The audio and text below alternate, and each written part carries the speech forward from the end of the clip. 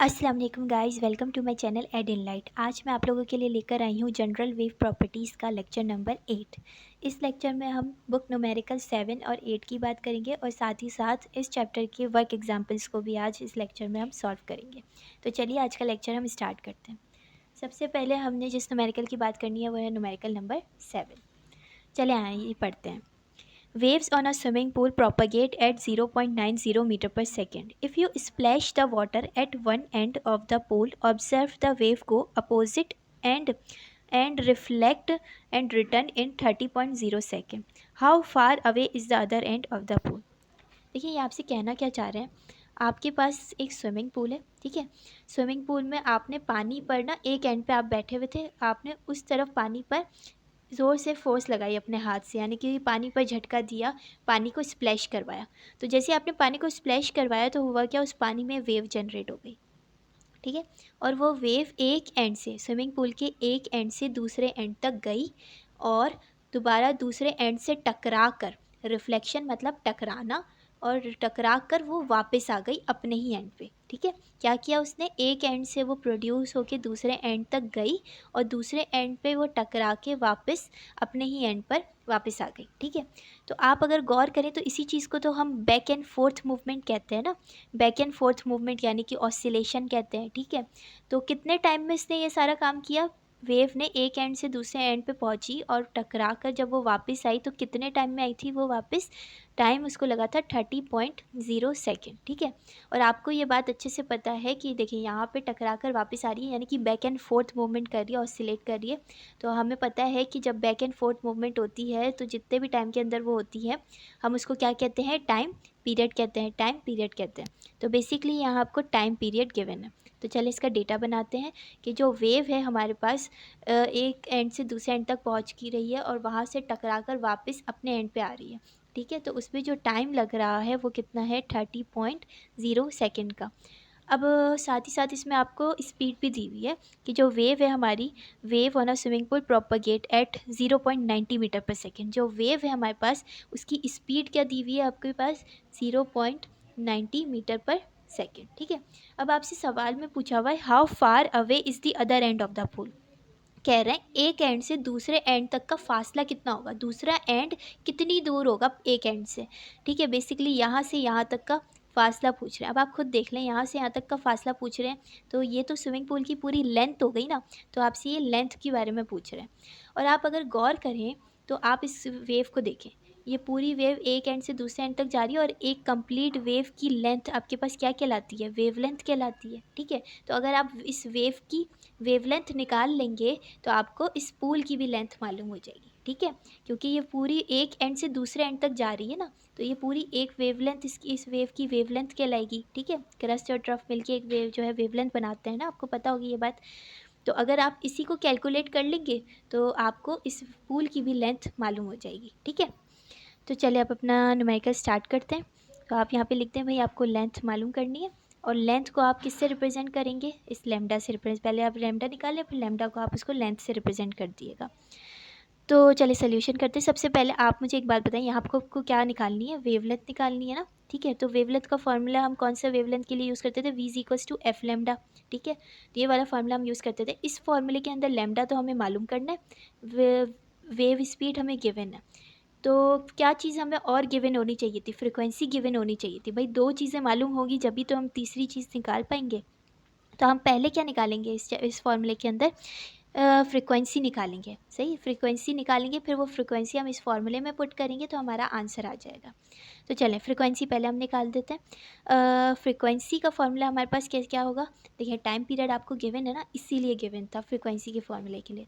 तो F is equals to 1/T आप लिखेंगे, ठीक है। इसकी मदद से, इस टाइम पीरियड की मदद से आप फ्रीक्वेंसी निकालेंगे। तो चलें आप फ्रीक्वेंसी निकालते हैं। 1/30। देखिए आंसर क्या आ रहा है, 0.03333, ठीक है। तो यहाँ पे आपका आंसर क्या आ गया, फ्रीक्वेंसी का 0.033 हर्ट्ज़, ठीक है। फ्रीक्वेंसी का यूनिट हर्ट्ज़ होता है। चलें ये आपके पास आपकी आ गई है। अब हम क्या निकालेंगे, इस फ्रीक्वेंसी को इस फॉर्मूले में पुट करेंगे और उससे वेवलेंथ निकालेंगे। तो अब वेवलेंथ की बारी है। तो v is equals to F lambda. आपको पता है वेवलेंथ निकालनी है तो उसको अकेला करना पड़ेगा, यानी इस फ्रिक्वेंसी को इज इक्वल टू के दूसरी तरफ ले जाएंगे। यहाँ फ्रिक्वेंसी मल्टीप्लाई हो रही है, इस तरफ दूसरी तरफ आएगी तो डिवाइड हो जाएगी। तो ये हमारे पास वेवलेंथ का फॉर्मूला तैयार हो गया। अब हमने कुछ भी नहीं करना, वैल्यूज पुट करनी है और आंसर निकालना है। तो वेव स्पीड हमारे पास कितनी दी हुई थी 0.90, और फ्रिक्वेंसी आपके पास अभी अभी आपने निकाली है 0.033। ठीक है, अब आए इसको पुट करते हैं अपने फॉर्मूले के अंदर, कैलकुलेटर के अंदर।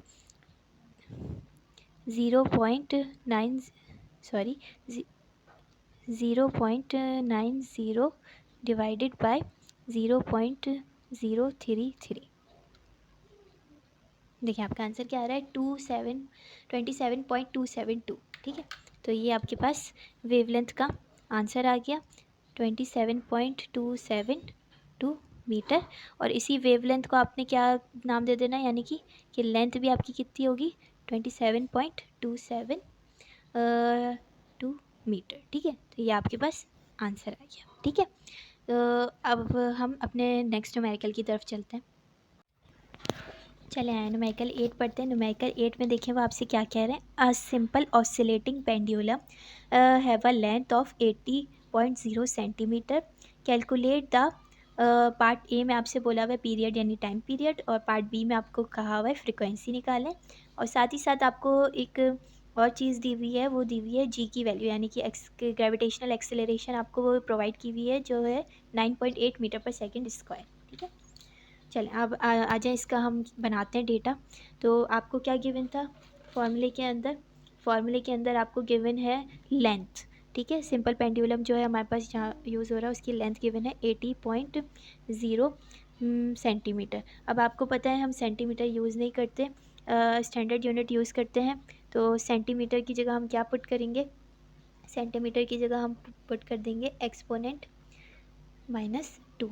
तो ये आपके पास मीटर में कन्वर्ट हो गई। ठीक है, याद रखिएगा सेंटीमीटर को अगर हमने सेंटी को हटाना है तो सेंटी की जगह हम क्या करते हैं डिवाइडेड बाय 100 करते हैं, या फिर एक्सपोनेंट -2 पुट कर देते हैं वैल्यू के साथ।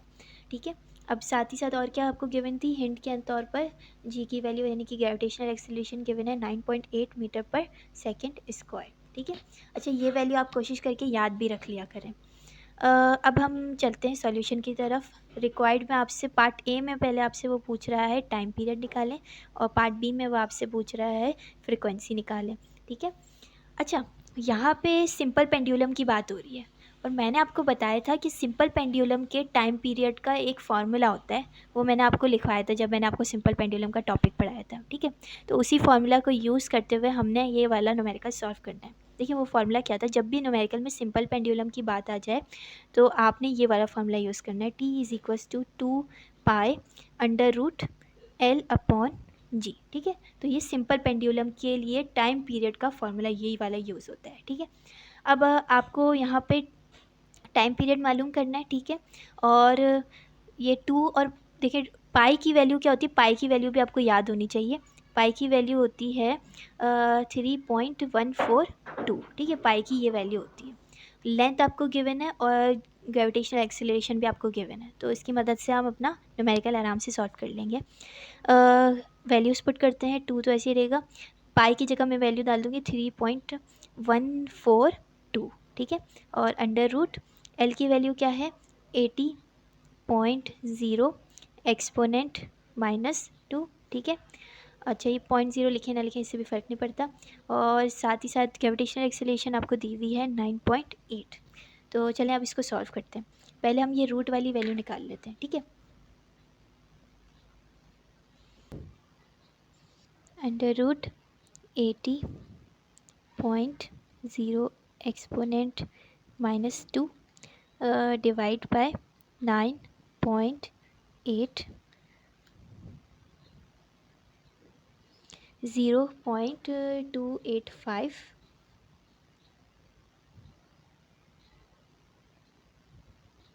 0.285। ठीक है, अब हम डायरेक्ट सारी वैल्यूज़ मल्टीप्लाई कराते हैं, आंसर निकालते हैं। 2 multiply by 3.142 multiply by 0.285 1.790 zero. देखें ये आपके पास टाइम पीरियड आ गया 1.790। ठीक है, तो ये हमारे पास टाइम पीरियड आ गया है। अब पार्ट बी इसका देख लेते हैं। पार्ट बी में आपसे क्या कहा हुआ था, फ्रीक्वेंसी निकालने का कहा हुआ था। तो फ्रीक्वेंसी आपको पता है, आराम से निकाल लेंगे। टाइम पीरियड आपको मिल गया है, तो हम क्या करेंगे, फ्रीक्वेंसी का फार्मूला है what is F is equals to 1/T। यही फार्मूला हम पुट करेंगे, यही वाली इक्वेशन वैल्यू हम पुट करेंगे कैपिटल टी की। 1/1.790। देखिए आंसर क्या आ गया, 0.558। सही है, तो ये आपके पास फ्रिक्वेंसी की वैल्यू भी आ गई। यहाँ पे आपने डाला 1.790, और ये जो आपके जब डिवाइड करवाया तो इसका आंसर आपके पास क्या आ गया, 0.558, और ये हर्ट्स। ठीक है, तो यहाँ पे आपके पास आपने पार्ट ए बी और पार्ट बी दोनों ही सॉल्व कर लिए। ठीक है, चलें अब अपने वर्क एग्जाम्पल्स की तरफ बढ़ते हैं। चलें अब हम अपना वर्क एग्जाम्पल्स अपनी स्टार्ट करते हैं। ठीक है, वर्क एग्जाम्पल 1 में हम देखते हैं क्या कह रहे हैं हमसे। The given figure shows the displacement versus time of a wave travelling to the right with a speed of 4 metre per second. ठीक है, देखिए यहाँ पे ना आपको बुक में एक ग्राफ गिवन है इस वर्क एग्जाम्पल में। ये ग्राफ किसके बारे में, ये टाइम और डिस्प्लेसमेंट का ग्राफ बना हुआ है। अब आपसे वो कह रहे हैं स्पीड, आपको एक स्पीड आपको गिवन है। ठीक है, तो मैं साथ साथ यहाँ पे डेटा भी बनाती जाती हूँ और आपको बताती भी जाती हूँ आपसे क्या कह रहे हैं कि आपको एक ग्राफ गिवन है टाइम का और डिस्प्लेसमेंट का, और आपको सवाल में उन्होंने स्पीड दे दी है इस वेव की कि इसकी स्पीड है 4 मीटर पर सेकेंड, और कैलकुलेट करने का वो आपसे कह रहे हैं पार्ट ए के अंदर जो कैलकुलेट करने का कह रहे हैं वो है टाइम पीरियड, कि टाइम पीरियड कैलकुलेट करके दें और साथ ही साथ फ्रीक्वेंसी कैलकुलेट करके दें। और पार्ट बी में वो आपसे कह रहे हैं कि वेव लेंथ भी कैलकुलेट करके दें। ठीक है, अब यहाँ पे ना जो टाइम पीरियड है हम वो किसकी मदद से निकालेंगे, इस ग्राफ की मदद से। आप गौर करें, टाइम पीरियड क्या होता है हमारे पास कि एक कंप्लीट वेव के जो है, एक कंप्लीट वेव जो है बनती है तो उसके अंदर जितना टाइम लगता है वो भी क्या कहलाता था, टाइम पीरियड कहलाता है। ठीक है, तो आप यहाँ गौर करें, ये वेव बनना कहाँ से स्टार्ट हुई है, ज़ीरो से।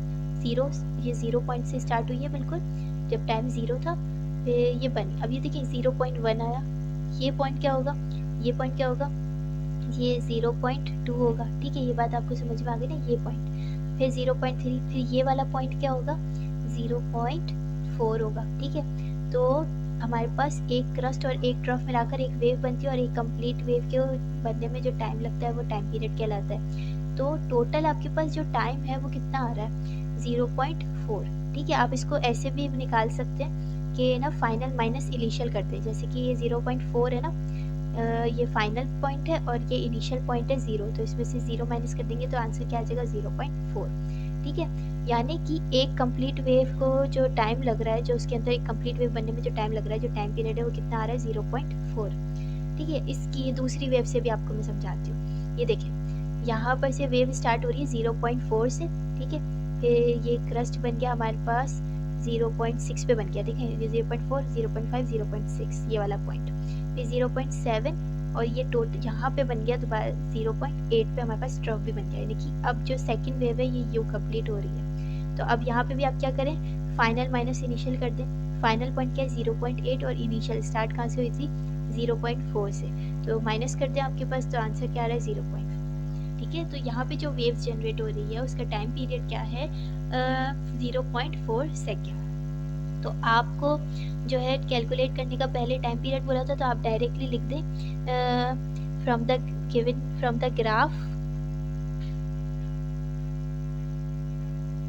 ग्राफ टाइम पीरियड कितना आपके पास है, 0.4 सेकेंड। ठीक है, तो ये टाइम पीरियड तो आपको ग्राफ में से ही मिल गया। अब आपसे और क्या पूछा हुआ था, फ्रीक्वेंसी पूछी हुई थी। सही है, आप ये आपने टाइम पीरियड निकाला है, और फ्रीक्वेंसी, अब आप फ्रीक्वेंसी भी निकाल के देख दें। फ्रीक्वेंसी कैसे निकालेंगे, टाइम पीरियड की मदद से निकाल लेंगे। क्या करेंगे, f is equals to 1/T। ठीक है, अब वैल्यूज पुट करते हैं, t की जगह ये वैल्यू डालेंगे 0.4। हाँ, इसको डिवाइड करते हैं, 1 डिवाइडेड बाय 0.4, तो आंसर क्या है 2.5।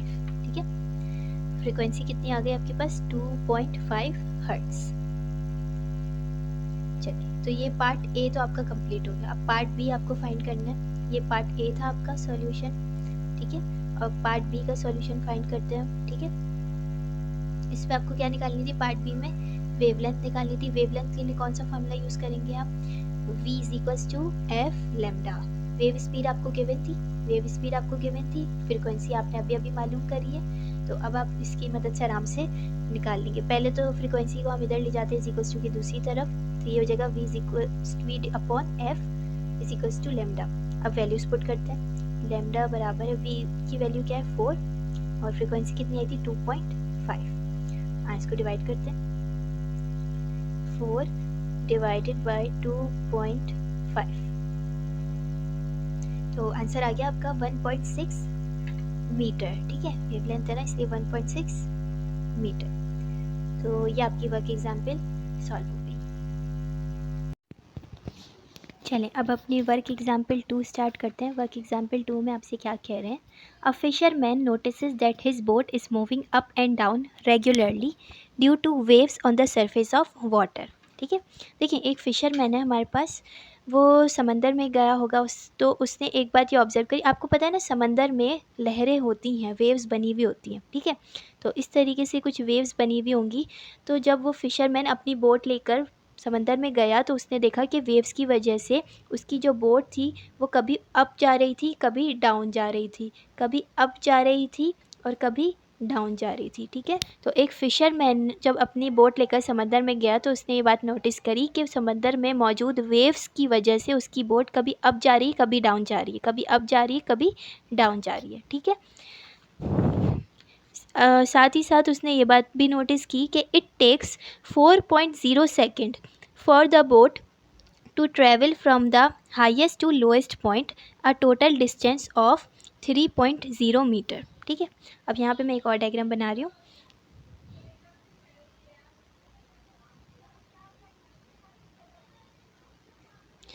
ये देखें, यहाँ पे ये देखें, ये मीन पोजीशन है, ठीक है। बोट कभी यहाँ है अप, कभी यहाँ है डाउन, कभी यहाँ है, कभी यहाँ है, ठीक है। अब हमें जो बताया गया है सवाल में कि जो फिशरमैन था उसने बात नोटिस करी कि बोट को ऊपर से नीचे आने में, ऊपर से नीचे हाईएस्ट से लोएस्ट पॉइंट तक आने में जो टाइम लग रहा है वो कितना है।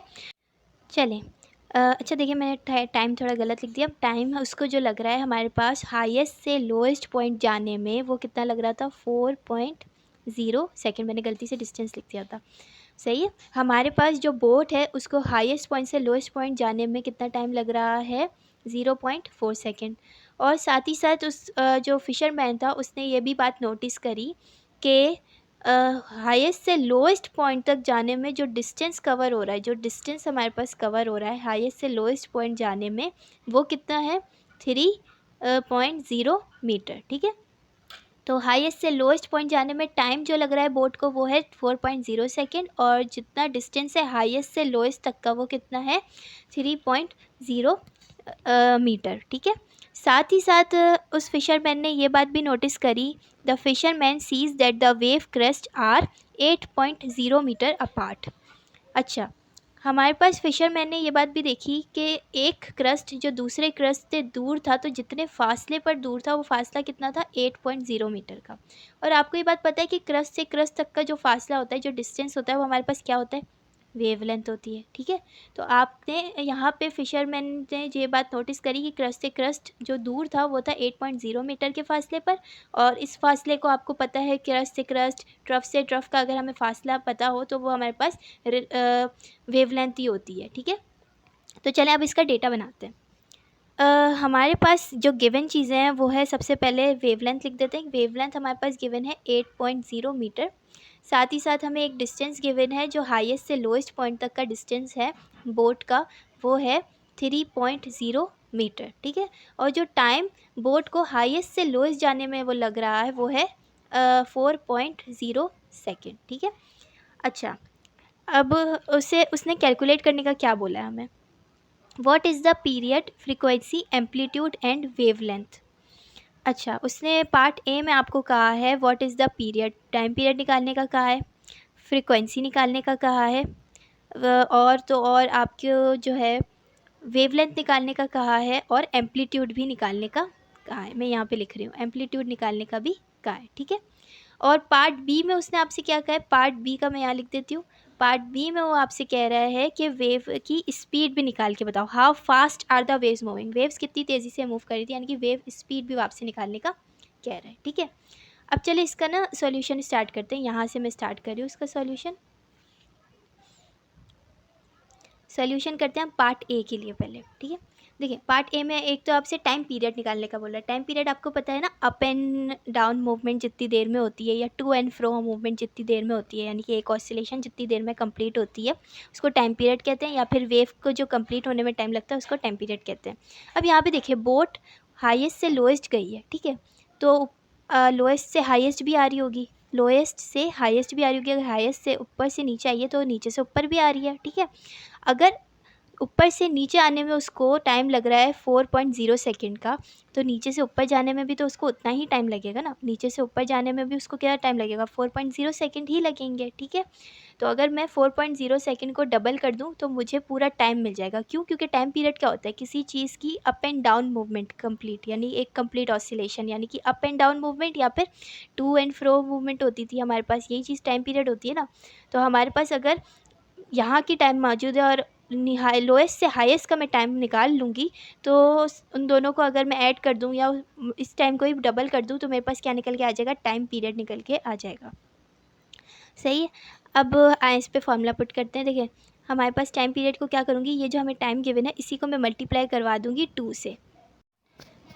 सही है। अब ये देखिए टाइम पीरियड को क्या करा हमने, इस टी को ही अगर मैं 2 से मल्टीप्लाई करा दूँ, यानी कि इस टी का ही डबल, भाई यहाँ पे अगर 4.0 सेकेंड लग रहे हैं तो नीचे से ऊपर आने में भी 4.0 सेकेंड ही लगेंगे। तो आप इसको प्लस करा दें या फिर टी को मल्टीप्लाई करा दें, इसको मल्टीप्लाई करा दें 2 से, तो आपके पास टाइम पीरियड निकल के आ जाएगा 4.0 मल्टीप्लाई बाय 2, तो आंसर आ जाएगा 8.0 सेकेंड। तो ये आपके पास टाइम पीरियड निकल के आ गया, ठीक है। टाइम पीरियड क्या था, ऊपर से नीचे आई और फिर नीचे से ऊपर आई, तो यही बोलते हैं ना टू एंड फ्रो मूवमेंट या up and down movement, total एक ऑसिलेशन होती है, उसी को करने में जो टाइम होता है वो टाइम पीरियड कहलाता है। तो ये टाइम पीरियड हमने फाइंड आउट कर लिया। अब टाइम पीरियड की वजह से हम क्या फाइंड कर लेंगे, फ्रीक्वेंसी भी फाइंड कर लेंगे।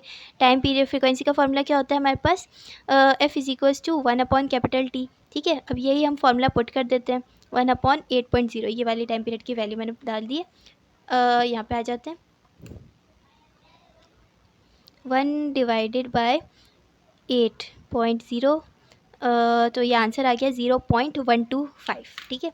तो ये फ्रीक्वेंसी भी आपकी फाइंड आउट हो गई है 0.125 हर्ट्ज़। अब हमने टाइम पीरियड मालूम कर लिया, फ्रीक्वेंसी मालूम कर ली, और क्या आपसे मांगा हुआ था, वेवलेंथ पूछी हुई है। सही है, टाइम पीरियड, फ्रीक्वेंसी, वेवलेंथ। अब वेवलेंथ तो आपको पता है ना, आपको गिवन है वेवलेंथ।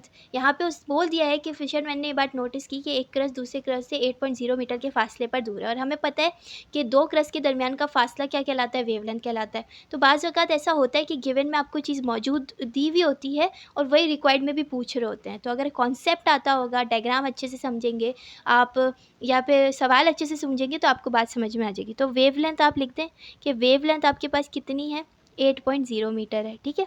तो ये आप डायरेक्ट ये बात लिख दें।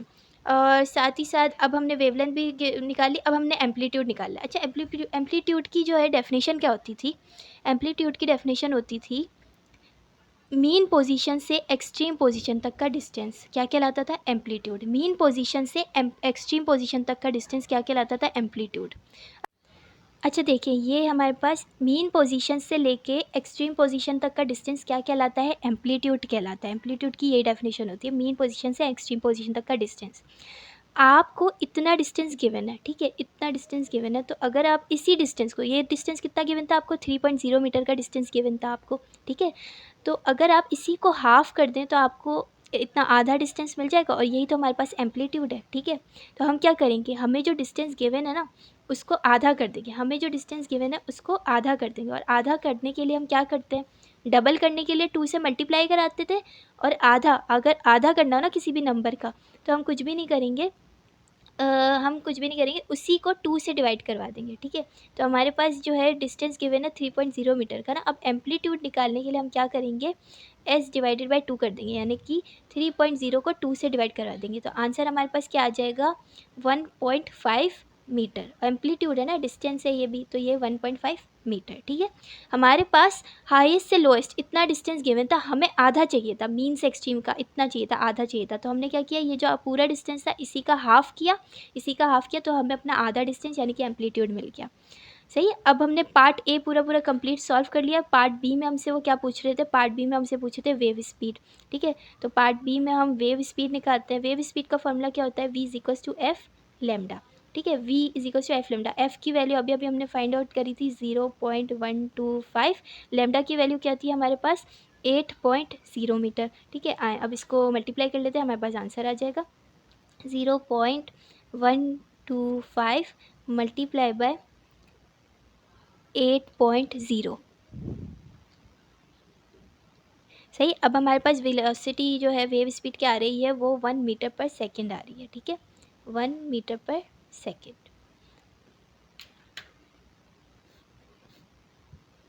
चलिए अब अपने नेक्स्ट एग्जाम्पल की तरफ बढ़ते हैं।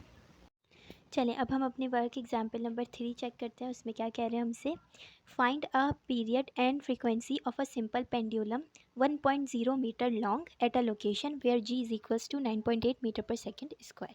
ठीक है, इसका डेटा बनाते हैं। हमसे क्या कह रहे हैं कि एक सिंपल पेंडुलम है, उस कितना लंबा है, कितनी लेंथ उसकी दी हुई है हमारे पास 1.0 मीटर, 1.0 मीटर, और साथ ही साथ हमें जी की वैल्यू भी प्रोवाइड की हुई है 9.8 मीटर पर सेकेंड स्क्वायर।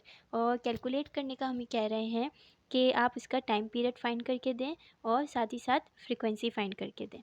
ठीक है, अब आपको पता है सिंपल पेंडुलम के अंदर कौन सा फार्मूला लगेगा, सिंपल पेंडुलम के जो टाइम पीरियड था वो वाला फार्मूला हम इसमें पुट करेंगे, T is equals to 2 pi under root L upon G. अब देखिए यहाँ पे एक बात, हमारे पास जब हम टाइम पीरियड और फ्रीक्वेंसी निकालने का कहा है, तो जब हम इस फॉर्मूले से टाइम पीरियड निकाल लेंगे तो फिर यही टाइम पीरियड हम फ्रीक्वेंसी के फॉर्मूले में पुट कर देंगे और हमारा फ्रीक्वेंसी का भी आंसर आ जाएगा।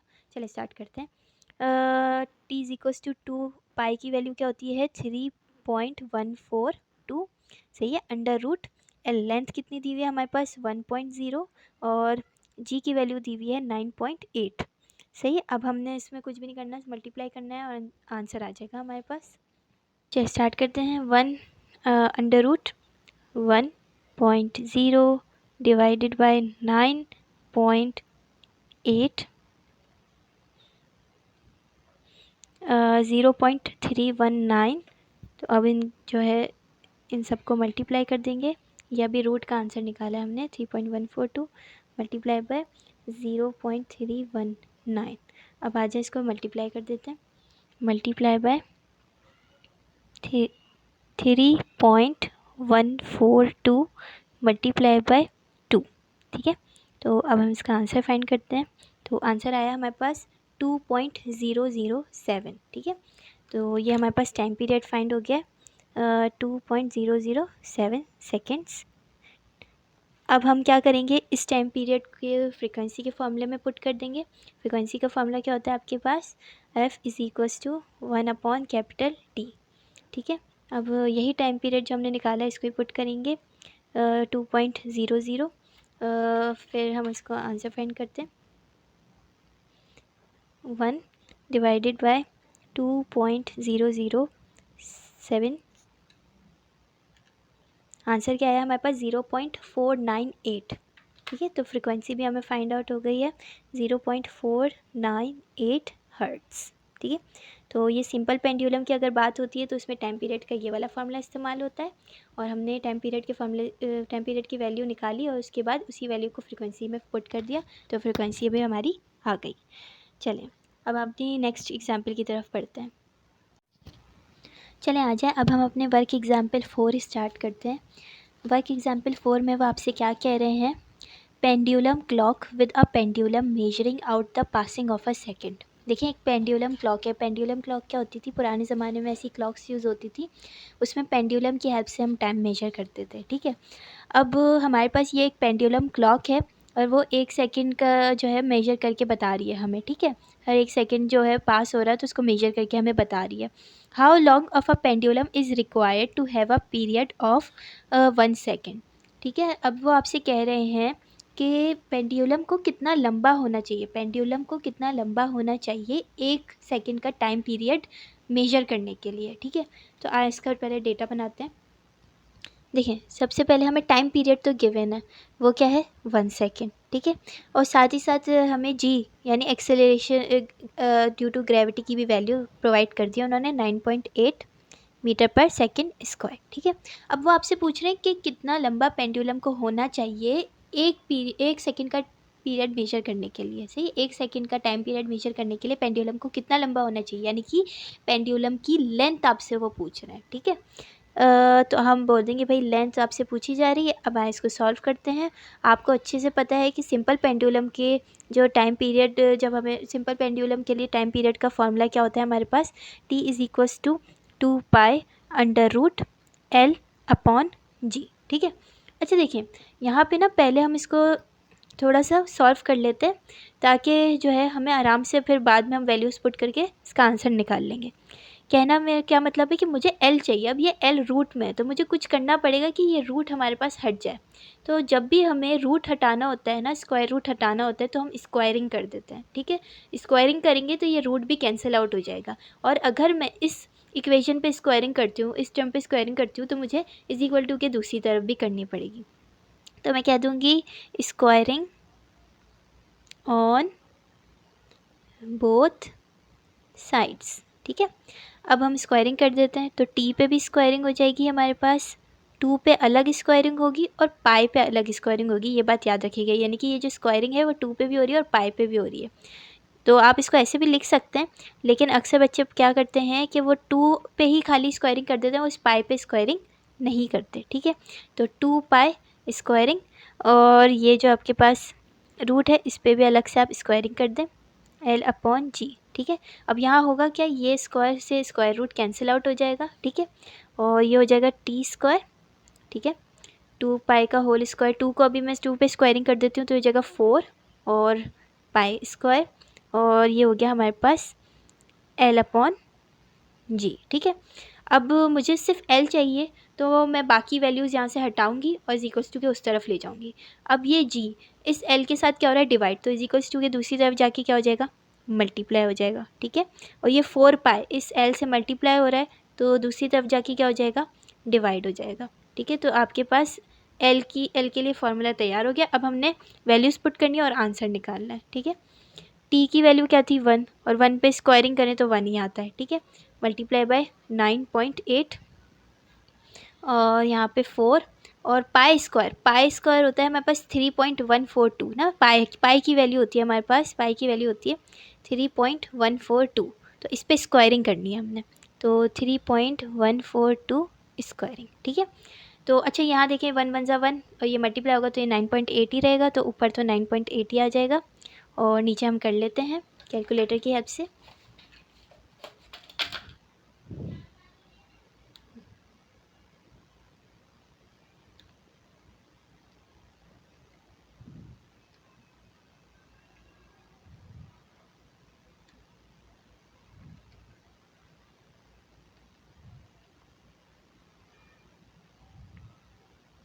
देखिए आपका आंसर क्या आया है 0.248, यानी कि आपकी जो लेंथ है, लेंथ की वैल्यू आपके पास क्या आ गई, 3.142 का स्क्वायर किया था हमने और लेंथ की वैल्यू आपके पास क्या आ गई सॉल्व करने के बाद 0.248 मीटर। ठीक है, तो यहाँ पे आपने लेंथ फाइंड आउट कर ली। चलें अब इसी के साथ हमारे पास ये एक्सरसाइज, ये जो वर्क एग्जांपल्स थी ये ख़त्म हो गई हैं और आपका पूरा chapter with theory with numericals complete हो चुका है। Thank you for watching this video. अगर आपको ये वीडियो पसंद आई हो तो आप मेरी वीडियो को लाइक, शेयर एंड कमेंट ज़रूर कीजिएगा और साथ ही साथ मेरे चैनल को सब्सक्राइब भी ज़रूर कीजिएगा।